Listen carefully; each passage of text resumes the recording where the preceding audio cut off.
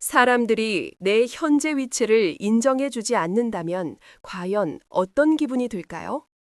만약 내가 노래를 부르지만 가수로서 인정받지 못하고 글을 쓰지만 작가로서의 자격을 부여받지 못한다면, 그리고 회사에서 일하지만 직원으로서의 지위를 인정받지 못한다면 그 감정은 상당히 우울할 것 같습니다.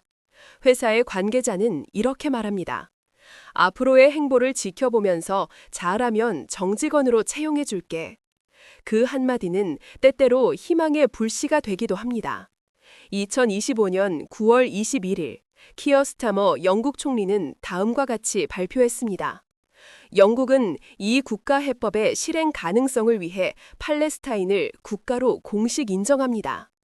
이 국가 해법이란 이스라엘과 팔레스타인이 각각 독립된 두 국가로 나뉘어 공존해야 한다는 의미입니다. 그리고 그 다음 날 프랑스 역시 팔레스타인을 국가로 인정한다고 밝혔습니다. 가자 지구에서의 전쟁을 즉각 중단해야 할 시점이 도래했습니다. 상황의 긴박함이 이를 요구하고 있습니다. 마크롱 대통령은 유엔 연단에서 즉각적인 휴전과 이 국가 해법을 강조하며 팔레스타인 인정을 공식화했습니다. 이것이 무슨 유행이 되었는지 캐나다, 포르투갈, 호주 등도 팔레스타인을 국가로 인정하게 되었습니다. 이로 인해 유엔 회원국 중 팔레스타인을 국가로 인정한 나라는 약 157개국으로 증가했습니다. 이는 총 회원국의 약 81%에 해당합니다. 이들의 발표는 우연의 일치가 아닐 것입니다. 그들 사이에 이미 사전 합의가 있었을 가능성이 큽니다. 이렇게 동시 발표가 이루어지면 일부 국가의 독자적인 선언이 아니라 국제적인 흐름으로 해석될 수 있습니다. 이스라엘 총리는 즉각적으로 비난했습니다. 이건 터무니없는 일이며 테러에 대한 보상입니다. 테러를 통해 얻은 결과라면 전 세계에서 테러가 더 빈번하게 발생할 것이라는 논리입니다. 물론 팔레스타인을 국가로 인정하지 않는 나라들도 적지 않습니다. 미국, 독일, 이탈리아, 일본이 그 예입니다. 미국은 전통적으로 팔레스타인을 국가로 인정하지 않아 왔습니다. 이는 이스라엘과의 끈끈한 관계 때문입니다. 이 부분은 후술하겠습니다. 독일 또한 이스라엘에 대한 가장 강력한 지지를 보내는 나라 중 하나입니다. 이탈리아의 조르자 멜로니 총리는 조건을 내걸었습니다.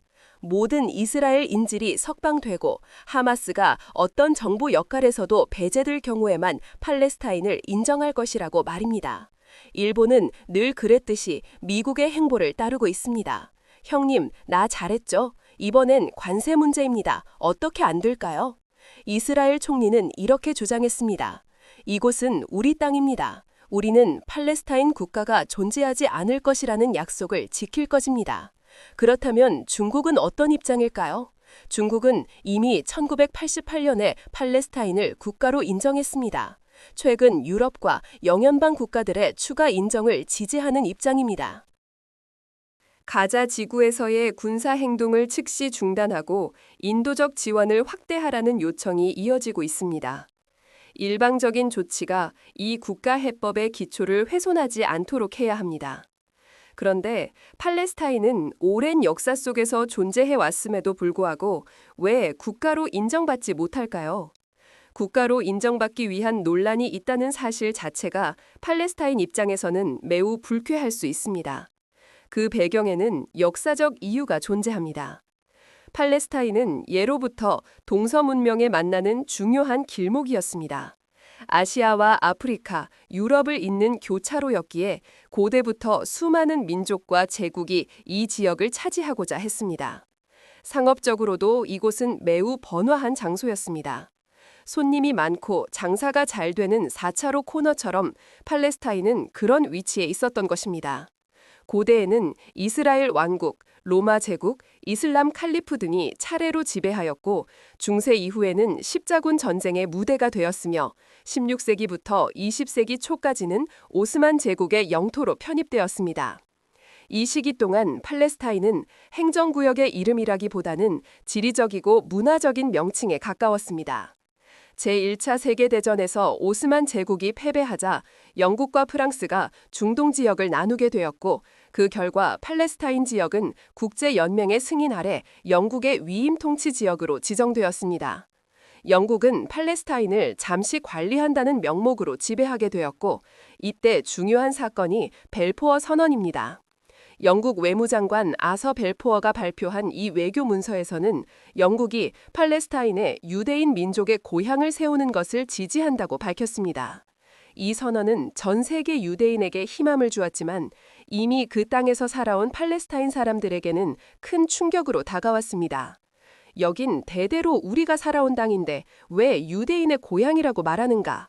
팔레스타인의 주장을 쉽게 표현하자면 마치 교차로 상가에서 대대로 장사를 해온 이들에게 영국이 상가 주인이라며 나타나 방을 비우라고 하는 상황과 같았습니다.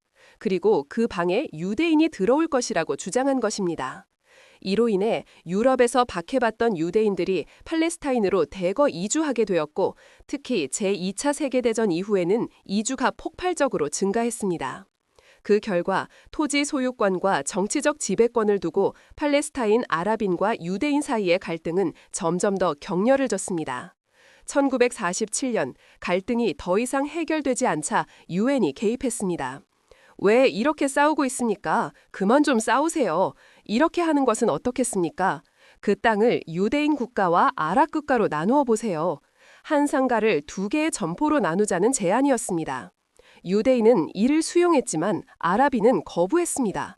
그런 게 어디 있습니까? 여긴 대대로 우리 땅인데. 아니, 여긴 역사적으로도 우리의 땅입니다. 그리고 힘이 없는 이들이 거부하면 과연 어떻게 할 것인가요?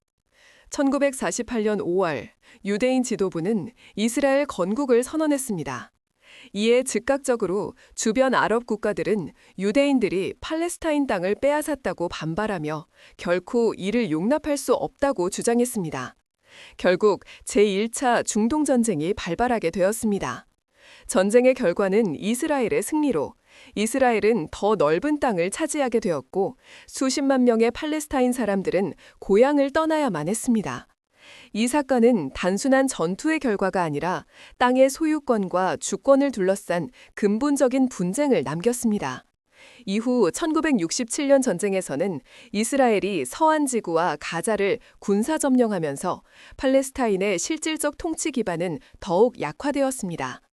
이렇게 오스만 제국의 몰락, 영국의 위임 통치, 벨포어 선언, 유대인 이주, 유엔의 개입, 이스라엘 건국과 전쟁이 오늘날 팔레스타인의 고통을 만들었습니다.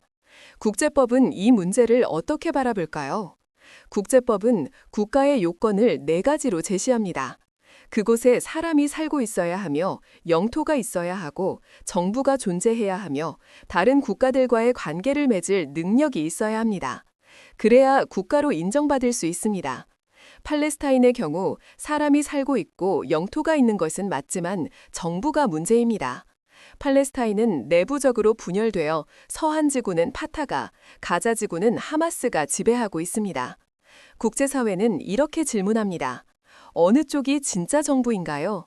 우리는 누구와 대화해야 하는가? 한 정부와 협약을 맺었는데 다른 정부가 이를 무효라고 주장하면 어떻게 되는 것인가요? 팔레스타인이 하나의 정부가 아니기 때문에 다른 나라들이 국가로 인정하기 어렵습니다. 특히 힘 있는 국가들인 미국, 독일, 일본 등은 팔레스타인을 국가로 인정하지 않고 있습니다. 미국은 1948년 이스라엘 건국을 가장 먼저 인정했으며 지금도 군사 및 경제 지원을 막대한 규모로 하고 있습니다. 미국은 왜 한결같이 이스라엘 편만 드는 걸까요? 그 배경에는 미국 정치 내에서 친이스라엘 로비인 에이펙의 큰 영향력이 자리 잡고 있는 것으로 보입니다. 에이펙은 미국 내 최대 규모이자 가장 영향력 있는 친이스라엘 로비 단체로 규모는 약 10만 명 이상으로 추정되며 연간 예산은 적게는 수천만 달러에서 많게는 수억 달러에 이릅니다. 이 단체는 민주당과 공화당을 가리지 않고 모두에게 영향력을 행사합니다. 그들은 이스라엘의 안보가 곧 미국의 국익이라는 메시지를 일관되게 주입해왔습니다. 우리는 자원이 풍부합니다. 하나만 묻겠습니다. 친이스라엘 정치인인 미국 의원들은 에이펙의 눈밖에 나면 선거에서 불리하다는 인식을 갖게 됩니다. 그들은 미국 내에서 싱크탱크, 학계 등과 연계하여 이스라엘은 민주주의 국가이고 팔레스타인은 테러리스트라는 담론을 확산시키고 있습니다. 로비라는 단어가 우리에게는 종종 뇌물이나 부패와 연결될 수 있지만 미국 정치 시스템에서는 합법적인 제도입니다. 미국 의회에는 공식 로비 등록부가 존재하며 등록된 로비스트가 의원에게 정책을 제안하고 후원 모임을 통해 공개적으로 정치 자금을 지원하는 것은 법적으로 문제가 되지 않습니다. 물론 뇌물이나 뒷돈을 주는 행위는 불법입니다. 외국 정부가 몰래 로비스트를 고용해 은밀하게 영향력을 행사하는 경우도 마찬가지입니다. 에이펙은 미국 시민단체로 등록되어 있기 때문에 그들의 활동은 합법입니다. 그러나 에이펙은 1950년대 유대인 지도자들에 의해 설립된 단체로 그 전통과 맥락이 이어져 지금도 에이펙의 주요 리더십과 자금 기반은 유대인들입니다. 미국의 기독교인들 또한 이스라엘을 지지합니다. 이스라엘은 신이 약속한 땅이기 때문입니다. 따라서 그들은 이스라엘의 안보 문제를 미국의 국익과 연결시켜 설득해왔습니다. 많은 나라가 팔레스타인을 인정하더라도 국제기구, 특히 유엔에서 정식 회원국이 되기 위해서는 별도의 절차와 합의가 필요합니다. 유엔 정식 회원이 되려면 안전보장이사회의 추천을 받아야 하며 그 추천을 받을 때 상임이사국 5개국 중 누구도 거부권을 행사할 수 없습니다. 현재 상임이사국 4개는 팔레스타인을 국가로 인정했지만 미국은 여전히 반대하고 있습니다. 미국은 결코 이스라엘이 원하지 않는 행동을 하지 않을 것입니다. 아니, 못할 것입니다. 에타나우가 그렇게 강하게 나오는 것도 믿는 구석이 있기 때문일 것입니다. 진이야 물러나옵니다.